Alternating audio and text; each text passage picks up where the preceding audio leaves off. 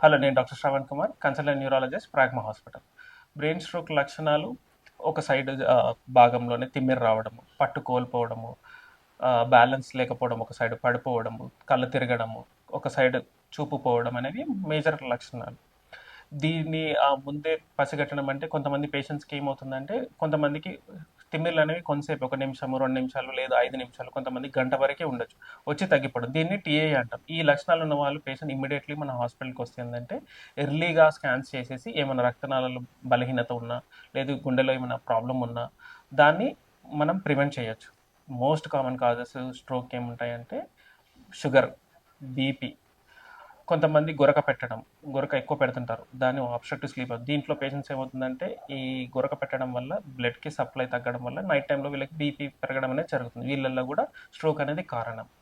ఇంకా obesity, body mass index more than 25 కానీ 30, more than 30 ఉన్న పేషెంట్స్‌లో ఏందంటే కొలెస్ట్రాల్ లెవెల్స్ ఎక్కువ ఉండడం వల్ల రక్తనాళాలు బ్లాక్ అవ్వడం. ఇవి మోస్ట్ కామన్ కాజెస్.